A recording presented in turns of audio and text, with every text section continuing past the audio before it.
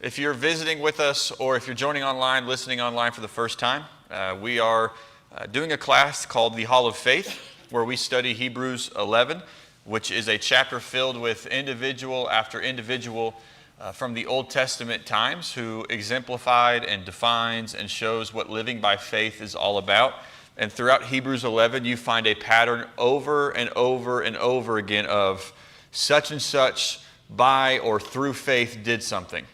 And we've looked at a number of those. Tonight, we continue with our eighth person. We've skipped a few, but we're looking at Barak, or there might be another way to pronounce that name. I'm calling him Barak. His name is Barak tonight. And so we're looking at him. He's in Judges chapter 4. If you want to look there in your own Bible or on your phone tonight, we'll spend essentially all our time there tonight in Judges chapter 4. The further we go down in Hebrews 11, at least for me, kind of when you get past to this sentence that we're on, you start to get some names of people that their stories might not be as familiar to you as some others. You know, when we think of Noah or Moses or Abraham, they're somewhat popular.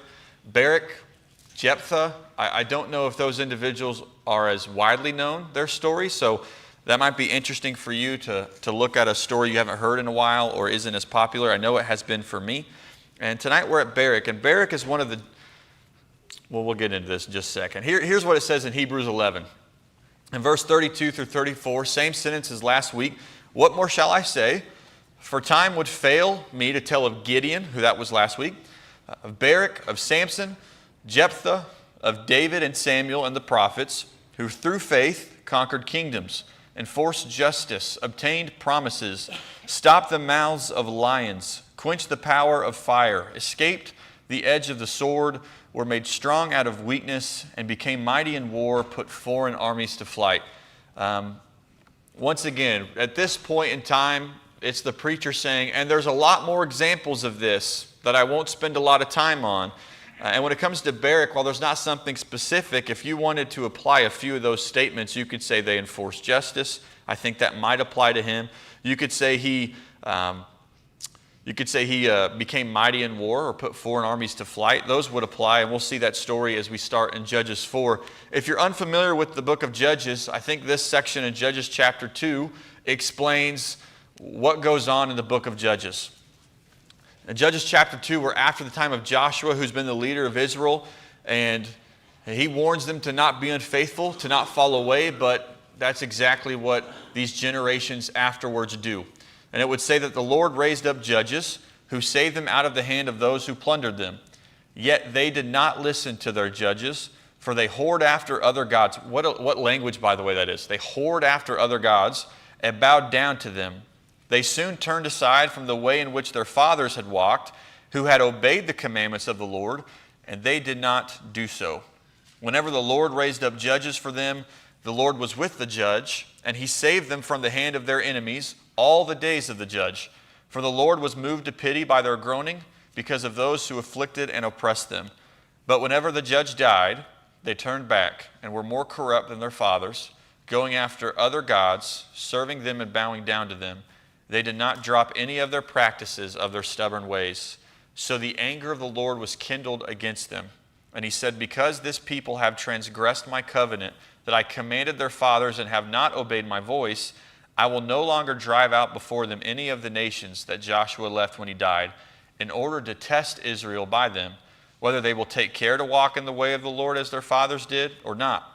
So the Lord left those nations, not driving them out quickly, and he did not give them into the hand of Joshua. That's the setting you're in. That's the cycle you find over and over again of they turn to sin, they do what evil in the sight of the Lord, what's right in their own eyes. A nation comes, conquers them, kicks them out, oppresses them in some way. They cry out to God after a period of time. He is loving and kind toward his people, and so he would save them by raising up a judge. As long as that judge is alive, great. And then once the judge dies, they go right back to idolatry, falling into their own way until they cry out again, and there goes that circle, just over and over again. And it seems to get worse over time as well. And when it comes to Barak, he is one of the individuals that is used to bring about justice. Before the story of Barak, We have a man named Othniel. He was a judge for 8 years. There was 40 years of rest because of that. There's Ehud, who was a judge for 18 years. There was 80 years of rest. There was Shamgar, who is right before Barak that we're looking at tonight. Shamgar I feel bad for because all these guys get a story or a section, and Shamgar gets a verse. Listen, I think all of us would say, if I got one verse in the Bible saying I did something good, we'd take it, right? But all these people get these long stories, and Shamgar is like he's an extra in the story. You know those people that are just like, hey, look, I'm in the scene, and you were just a waitress in a coffee shop for 25 seconds in that movie. But Shamgar gets a verse at the end of chapter 3. And then you get to chapter 4, and this is where we will get introduced to Barak. In chapter 4 and verse 1, it shows you this story over again. And the people of Israel, again, did what was evil in the sight of the Lord after Ehud died, Ehud being one of the judges. And so they turned again to evil, and here is this pattern restarted. So the Lord sold them into the hand of Jabin, king of Canaan, who reigned in Hazor. The commander of his army was Sisera, who lived in good luck. Then the people of Israel cried out to the Lord for help, for he had 900 chariots of iron, and he oppressed the people of Israel cruelly for 20 years. So they sin, they get fall into oppression. There's King Jabin. You know, a lot of the movies we see with bad kings or bad leaders or bad presidents, whatever you want to make it, they typically have like a second in command guy that's a big bad guy too. You get this idea of there is cruel King Jabin, and there's also this man named Sisera, the commander of the army, and they seem to be quite afraid of him based off the writings we hear. He is the commander of a large army. Do you see the number it says there? 900 chariots of iron. I mean, for this time, that is an impressive force that they had. It says they oppressed the people of Israel cruelly for 20 years.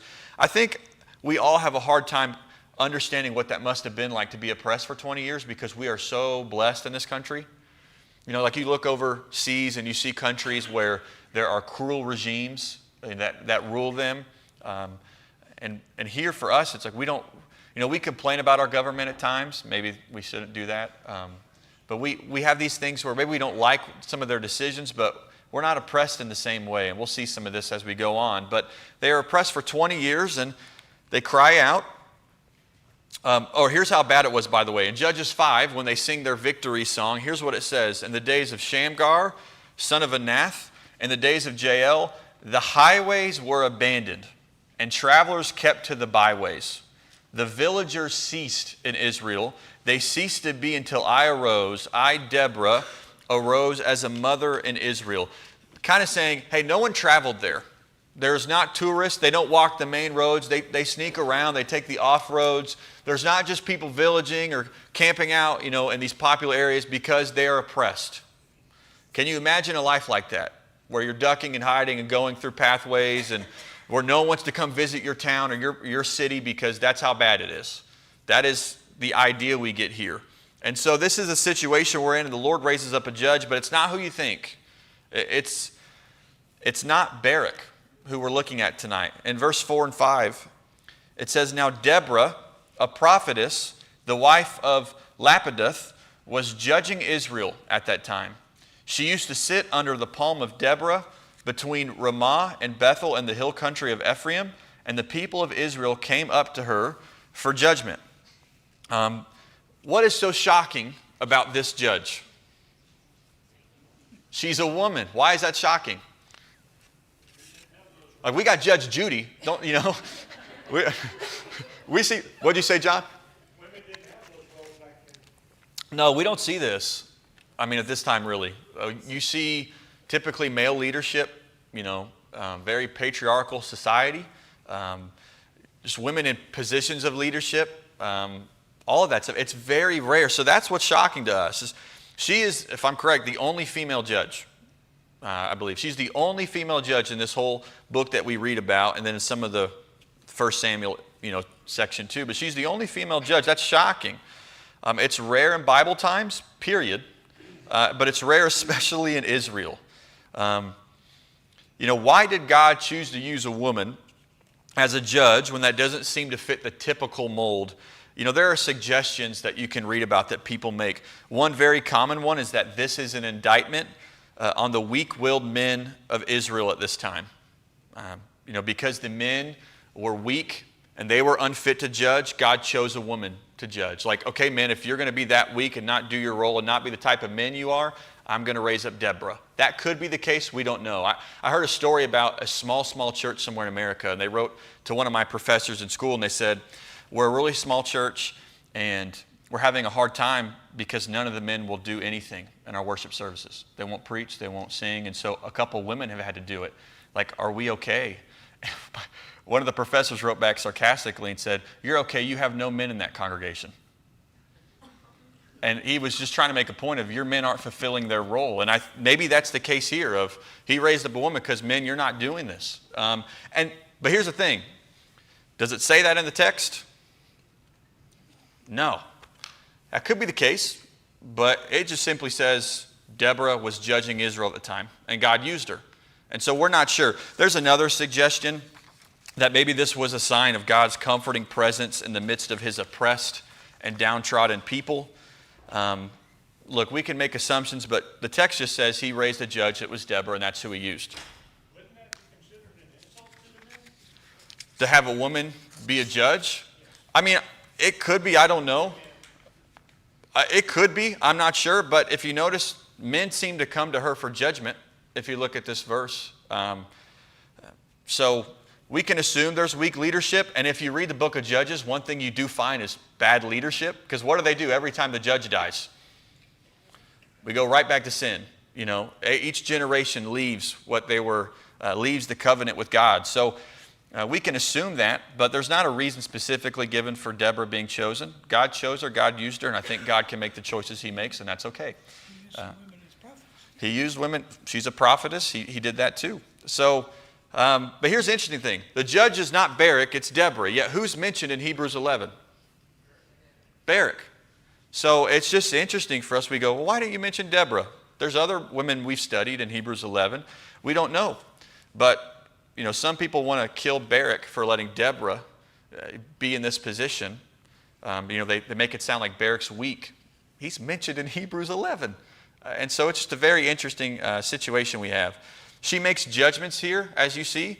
I'm not saying she's actually Judge Judy, but I guess you'd have situations where there might be some issues in daily life or communal life, and they would go to her to make judgments. It sounds a lot like Moses in Exodus chapter 18. There'd be times with the law and the covenant or when people would have issues and they needed a judge to rightly address the situation, they would go to him. He would make a judgment. Same thing for her. She was like the wise counsel that made decisions. So she is the judge. If you read verse 6 and 7, here's what happens. It says, she sent and summoned Barak, the son of Abinoam, from Kadesh Naphtali, and said to him, has not the Lord, the God of Israel, commanded you, go, gather your men at Mount Tabor, taking 10,000 from the people of Naphtali and the people of Zebulun, and I will draw out Sisera, the general of Jabin's army, to meet you by the river Kishon with his chariots and his troops, and I will give him into your hand. What is she saying there, essentially? Hey, God said it's time. I'm going to give them over in your hand. I'm raising up the person to save you. I'm going to use you. It's time. Okay, victory is here. And so she says, Barak, go. What's interesting is she doesn't go. She's not saying I'm going to go. She says, Barak, you go. And a lot of the stories in the book of Judges, the judges are involved physically in the battle. They're involved in this physical judgment, this justice that comes. But Deborah is not the warrior here. Why might that be?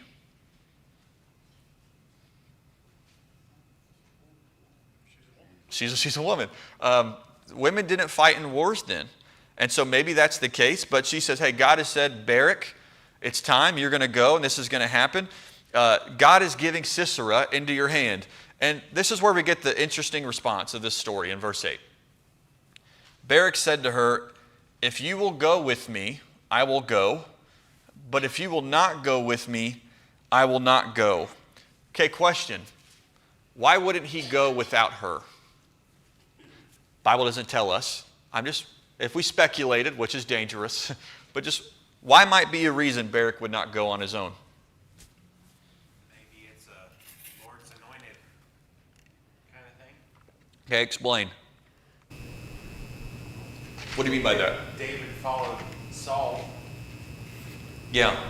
So like she's the judge, so hey, if you're the judge, if you go, I'll go. I'll follow you. You're the one he picked. Okay, that makes sense. That could be it. Why else do you think could be the case? Hey, we're speculating. There's not a wrong answer here. I'm not going to kill you up here, tell you how. I'm not going to say that's a bad answer, per se. What do you think? Good, hope she gets killed out there. I hope not. That would be. I hope you didn't think that. That'd be terrible. But you know, I'm scared of what might happen out there. You go ahead. Yeah. What'd someone say, Johnny?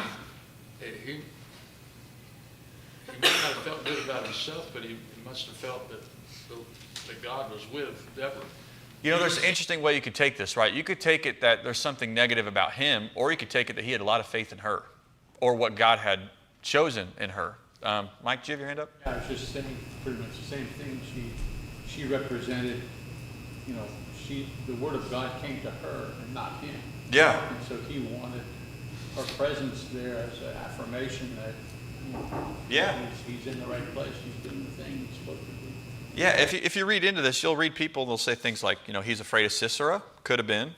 That maybe he was insecure and had doubts. Well, he'd be human if he had that, and maybe he did. Maybe he wanted the reassurance. He might have had a lot of faith, and this is the woman God picked. And there is this reassurance there with that. Does his response impact your view of him? Like, does this make you think he has a greater faith or a weaker faith? A weaker faith. He didn't have enough confidence in what she'd asked him to do to follow without her coming along. So he didn't seem to have maybe as much confidence as that. Okay. Marty, got a thought? Yeah. I like that you're saying the text doesn't tell us, because it does leave us to speculate on all of this, but he does what she says. Yep. He doesn't say, I'm not going to do that. You're a girl. Yeah. He says, all right, let me do it, but I need you to go with me. And to me, it's a lot of what Mike was saying. She's the one who gives him the message from God.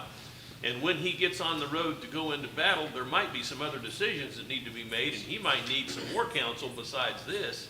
Yeah. So, I mean, there's just all kinds of possibilities. But Yeah. It's speculation.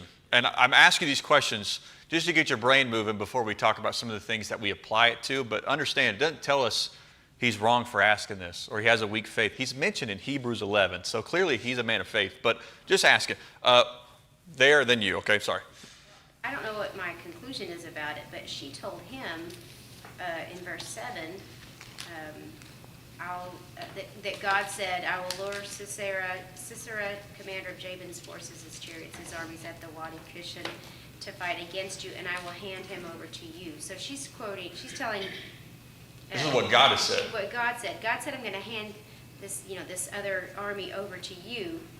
And then he says, well, you need to go with me. And then she says, the Lord will sell Sisera into a woman's hand.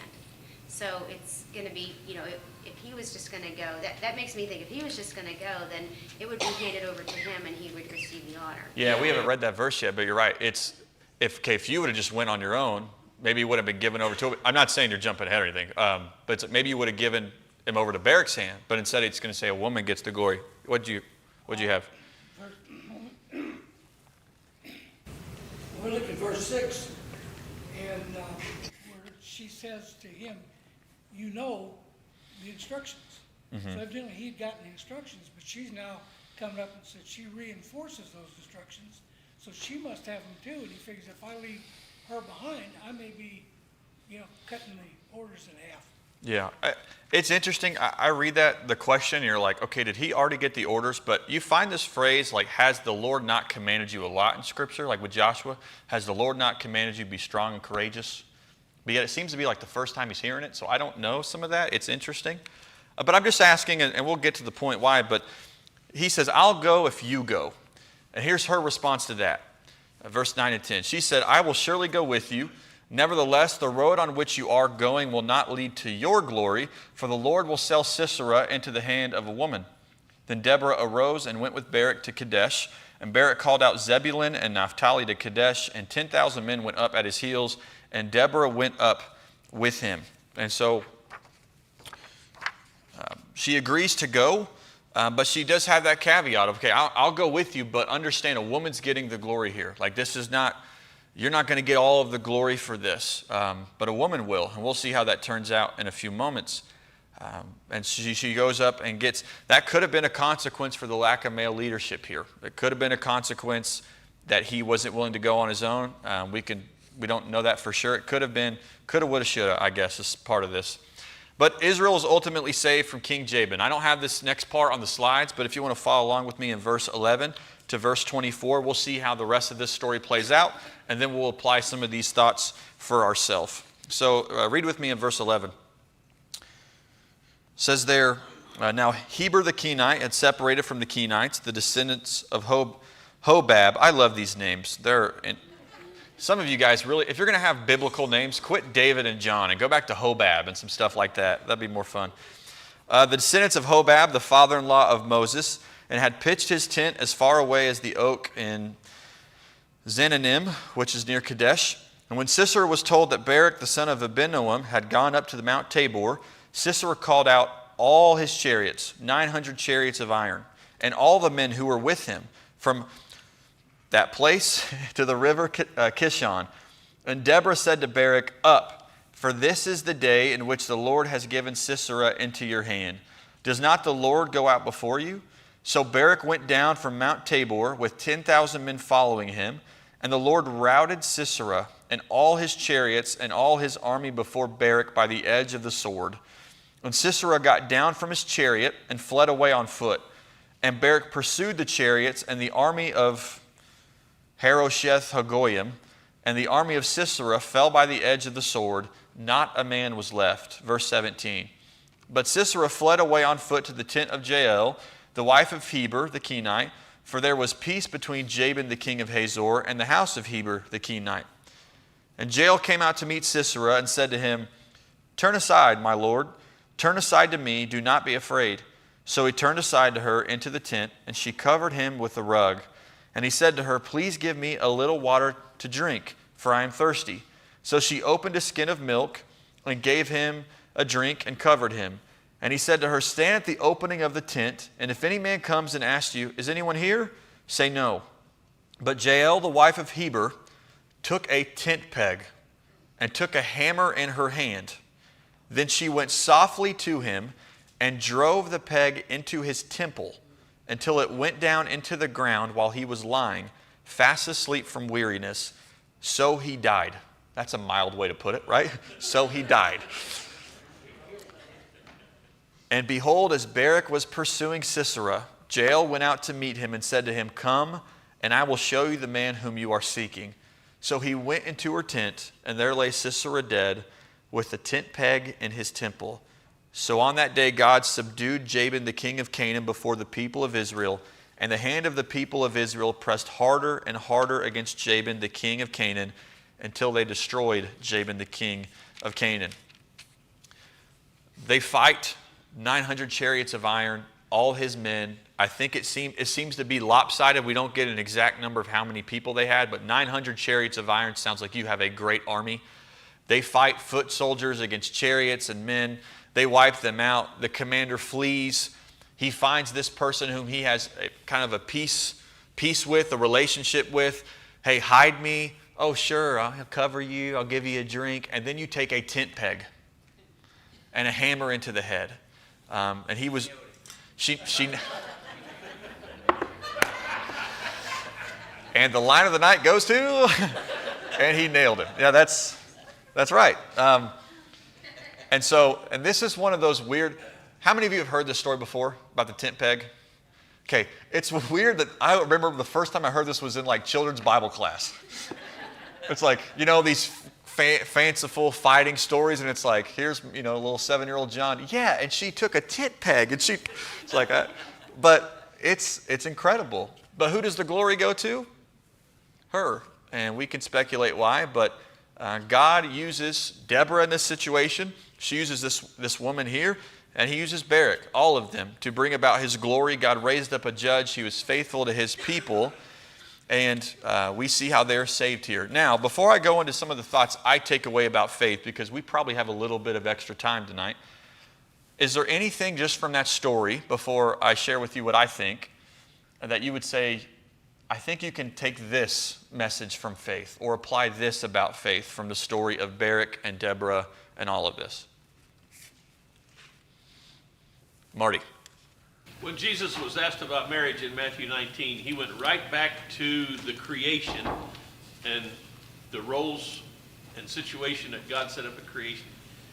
And this is going back to that, where the man is supposed to be the leader. Yeah. And the whole flavor of this, even though Deborah is the prophetess and she's the judge, the flavor of it is, it's supposed to be guys doing this. She sends for Barak, and he says, I don't want to go unless you go. Well, then the honor won't go to you. It'll go to a woman. The whole impression is guys are supposed to be taking the lead, and they aren't. And so, to me, this is another evidence that none of this male leadership role is cultural. It's all divine. It's God's plan. Yeah. It's not because men are better. It's just because that's the role he's assigned, and we better do it, Yeah. or it's not going to be right. No, there's truth with that. Like we said, he picks Deborah, and it doesn't specifically say. It's some of the cultural things that maybe we read into. But clearly it's hey, you're not getting the glory because of this. So it seems like God wanted the men. And that's a big issue, is leadership in Judges. A lack of leadership. And, as men, we do need to step up. I know not all of us are going to fulfill every type of leadership role, but all men should be leaders in their home and leaders and active in the church and spiritual leaders. And you kind of see that here. What else do you get? What do you get about faith from this story? Barak still had faith. In Hebrews, with all that said. With all that said, he had faith. yeah, and that's what's interesting, right? Is you read that story, and because this woman gets the glory, and he says, well, I'll go if you go, you think, well, he didn't sound very faithful. And then you get to Hebrews 11, and he's the one mentioned. So you're like, oh, okay, maybe I've misread that a bit. Yes? So I almost see in Deborah as a token, a thing. Not that she's a thankful person, but Moses had the staff. He had something from God that he could show and say, this I feel better about going out and talking to Pharaoh because I have this, right? And so he's like, come with me, help me, and it's almost like a security blanket, might be a better word for it. Yeah. Even though he was the one who did the work, and she said, go do this, it was a knowing that you have God with you in a physical form for Deborah gave him more strength to be able to do it. Yeah. I think they're both representations of faith. They're both doing what's asked of them. Maybe God wanted more from Barak, but yet they're both mentioned at faith. Okay, we're going to go to Bob, then back. Barak did wipe out the army. Yep. 900 iron chariots, all the foot soldiers. He didn't get the villain. Yeah. Which typically in the stories, what do we remember? That is the cat. Yeah, who got the king or the ultimate bad guy? So he had the faith, Yeah. but because he chose to include Deborah in this, he didn't get the final Yeah. star. So he still had faith because he acted, right? Now, has that been a theme in this whole chapter of Hebrews 11? Like about every single person by faith they did this. Barak is still active. His belief and trust in God, because he gets a message from God through her, and he acts upon it. There is an active faith here. So he's still a man living by trust. I don't remember all the details of last week, but weren't we just saying this last week where, our faith doesn't have to be perfect. God is a compassionate God, and Jamie was touching on this, but, the same pattern of God, we saw this last week. Was it, I don't know if it Gideon. Was it Gideon? Gideon's, God, can you give me a sign? God, can you give me another sign? God, how about one more sign? I see God working with him in the same way. Yeah. I mean, it's not, we have faith, but God still helps us along the whole way. He has this compassion on us, and he helps us. Yeah. And so he doesn't count it as, So anyway, This is exactly what we were talking about last week. Yeah, it's interesting because there's so many of these stories that seem like they fit, don't they? Gideon is, I want you to do this. Okay, God, is it really you? Give me a sign, the fleece and the bull and, striking, putting it on, or consuming it. And it's like, would you do it again? And God doesn't get angry when he asks again. And here it's like, well, I'll go if you go. And God doesn't go, oh, Barak, you've missed the whole thing. He's gracious, isn't he? I mean, he's kind in a way that maybe there is a doubt. Maybe there is a bit of insecurity potentially. And yet he's still with them. Mike's had his hand up for a while. Then we'll go back to Marty. Yeah, we need to remember that the story is about Barak. It's not about Deborah. The story is about Barak. Back in Judges, the story is about him because he's linked to the story in Hebrews 11. It's not like an odd thing, We mustn't get the idea that, well, the writer should have put in Deborah. Oh, yeah, She had a starring role. Well, no, the story is about Barak, and the story here is about Barak, except, as you're pointing out, he was demonstrating the weaknesses of his faith or his, approach, just like Gideon had his whole thing. But there's nothing that says that the main story was about Deborah. The story is about Barak. Yeah, no, and really maybe in a bigger way, the story is just about how God saves his people in this situation. And he uses both of them. And, Hebrews is about Barak. Their story is interlocked in a way you can't talk about one without the other. But Barak is the one mentioned. They both show faithfulness, but Barak is the one we're talking about, and we're applying him, and we will. Marty, then over. We'll hop volleyball it. I don't mean this as a criticism of Moses, but like last week with Gideon and tonight with Barak, there seemed to be an inclination towards wanting to do what God was telling them to do. They just needed reassurance. With Moses, he was giving God all the reasons. No, you made a mistake here. I'm not your guy. So in the end, God actually got angry with Moses. It says his anger burned against him when Moses, well, just send whoever you want, anybody but me. Yeah. And yet, look what Moses did. It's about finally buckling under, whether you start with the inclination or you have to come to the inclination. Just do what God said. Just do it. This is fun because you guys are already starting to talk about things I have written down. I'm letting you figure it out before I tell you. What you got? I understand it's about there, but then whenever I study things over and over and over again, I learn different things. from Yeah. different angles. So it could also be that everything's in there for a reason. So she's courageous, she's a strong woman, but she's also leading by example. That's not the normal role for the female to be doing, but she says, here I am, like, send me. She Yeah. doesn't hesitate, she says, yes, sir. Yeah, God, she's a prophetess. God speaks to her. God tells her what to say. She does it. To empower our brothers and sisters for them to follow through with their gifts and their responsibilities to stand up, but also courage, not let them down. Yeah. She didn't take the responsibility on. Like, she didn't claim all that glory. She's like, let's go. Let's Yeah. do it together. She's a great woman in all of Scripture, for sure. Here's a few things, and we've seen some of these.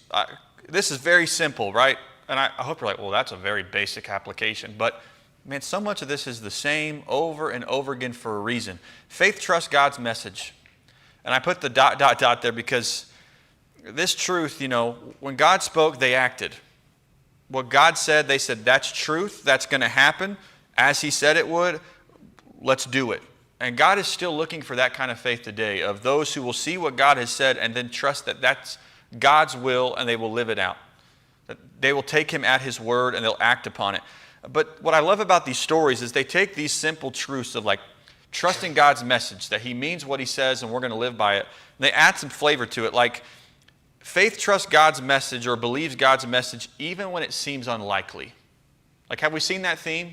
And I don't mean unlikely like God can't do something, but I mean, aren't there times where we would look at a situation and say, that's not going to happen, and then God does it? Like, can you think of any other stories we've read so far where God has made something unlikely happen? All of them.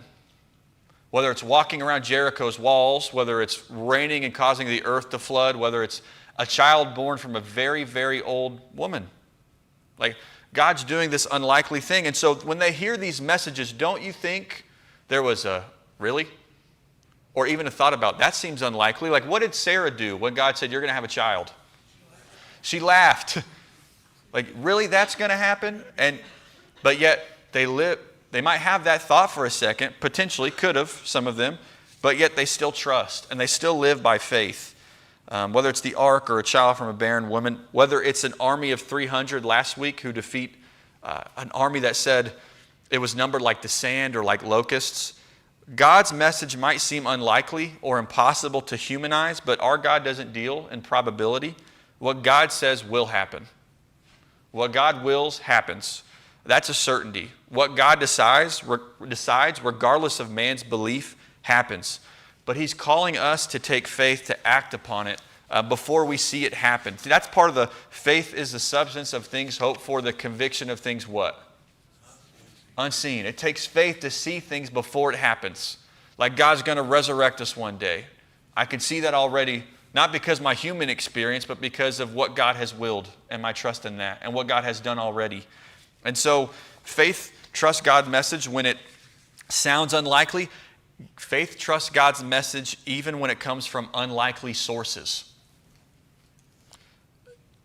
You think they could have potentially said, God said that? Let me rephrase this. You think anyone could have struggled with who the message came from in this situation? It's a woman. God said that through you. Are you sure? I don't know if I buy that. God usually speaks through the guys. She had a good reputation, it seemed. Like they went to her for judgments, but you just wonder, would every man have listened to her if she told him it's time to go into battle, God has brought this victory into your hand? She might not have been the likeliest source, but Barak had faith that God was speaking through her. Sometimes God's message is shared through unlikely people. Maybe that's a part of a test of faith. Like think of the New Testament, for example. Could God ever use some unlikely people to send his message? How about murderers?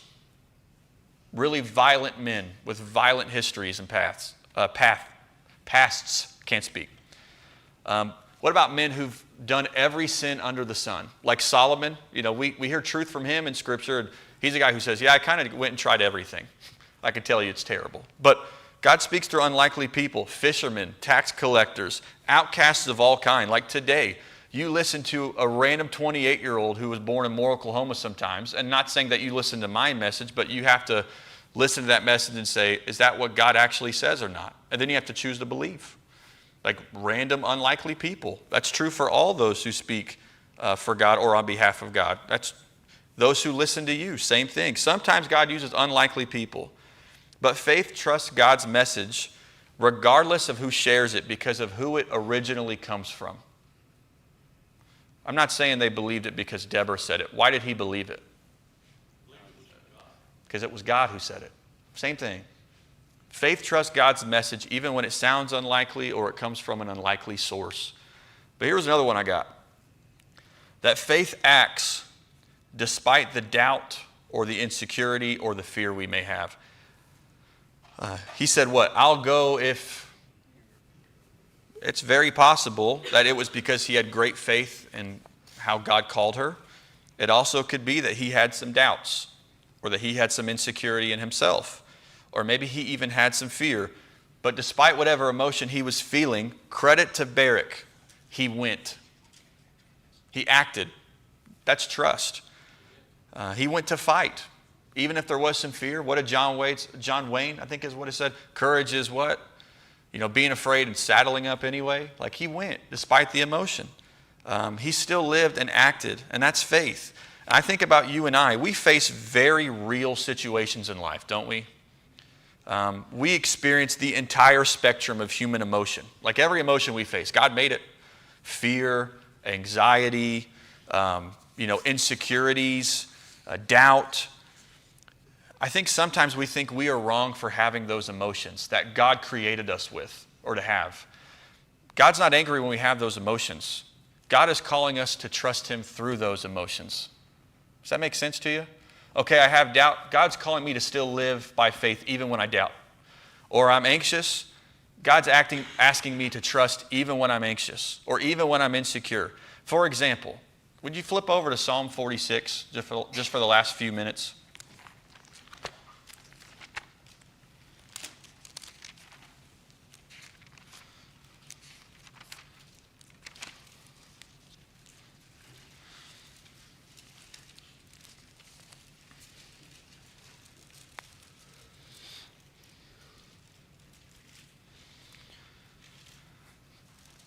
This is a psalm that if you have doubts or anxiety or you're fearful or there's something going on and it's crippling you, this is a psalm to camp out in and spend a lot of time in. But if you just read it with me, verse 1. God is our refuge and strength, a very present help in trouble. Therefore we will not fear, though the earth gives way, though the mountains be moved into the heart of the sea, though its waters roar and foam, though the mountains tremble at its swelling.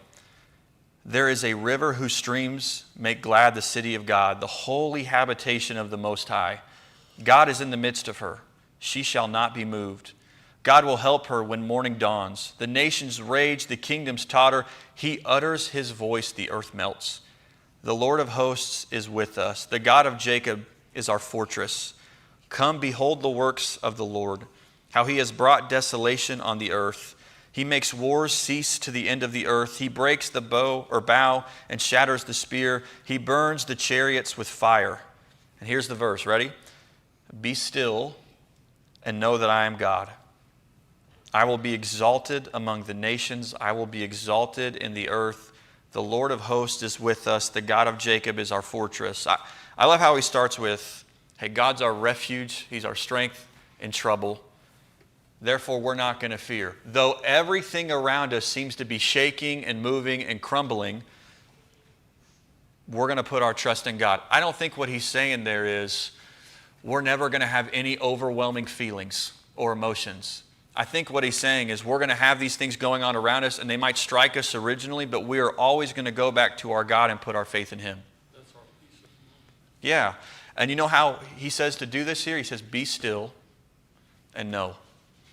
And this might have took a turn into another kind of lesson.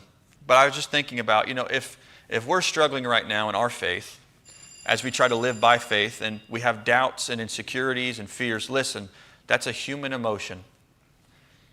What are you going to do with it? I hope you would put it back into God, or you'll give it to God. And I think one practical thing we can all do in those moments, if we're overwhelmed, if we're fearful, if we're anxious, is be still and know I'm God. We are so busy all the time. And we're just going, and we are overwhelmed. And the cure to that a lot of times is we need to stop and sit and be still. And just take a moment and think of, we have a God who where there is a river whose streams make glad his city. Like we have a God that shall not be moved. And we need to take some time just to think about that. And that would really help us, I believe, when we're fearful and afraid and anxious and overwhelmed. It would help us live by faith. So take some time, if you're in that spot, even if you're not in one of those spots in your life right now, please take some time to be still. And then once you've been still for a little bit, then pray. That's living by faith through your emotions. And I promise you that will impact you in your situation.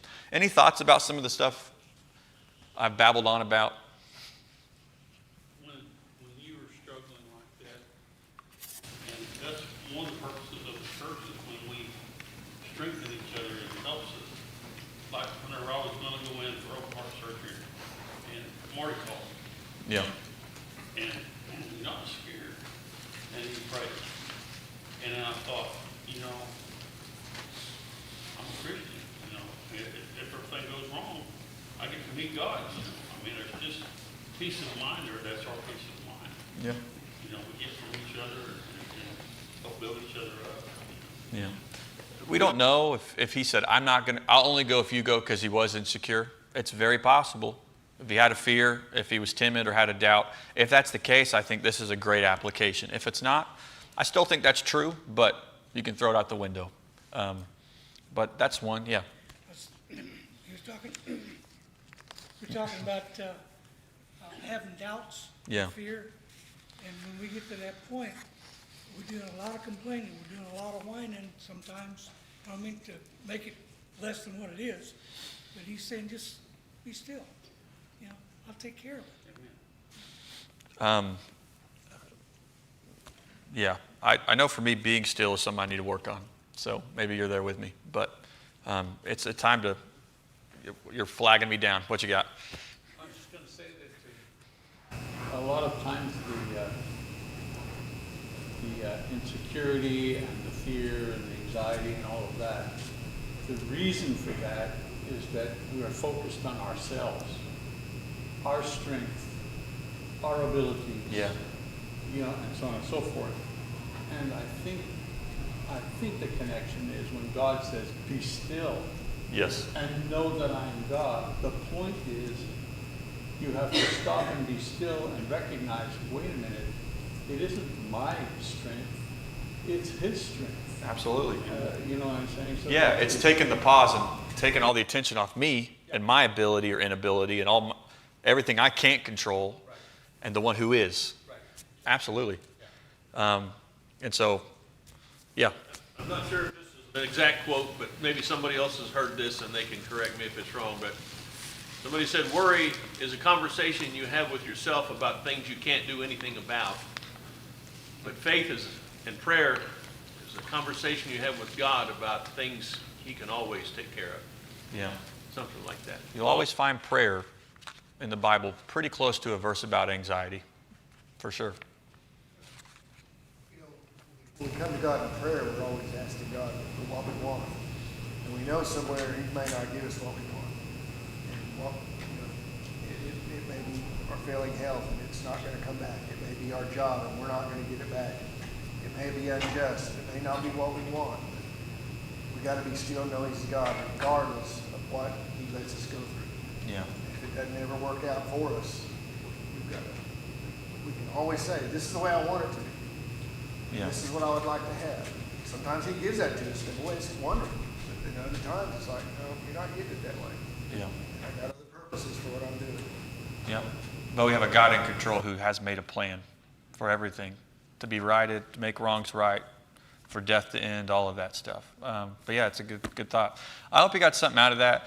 That got a little heavy there at the end, but if you don't want it to be so heavy, just remember, a lady took a tent peg and a hammer. And sometime your child heard that Bible story. So there you go. I appreciate you being here.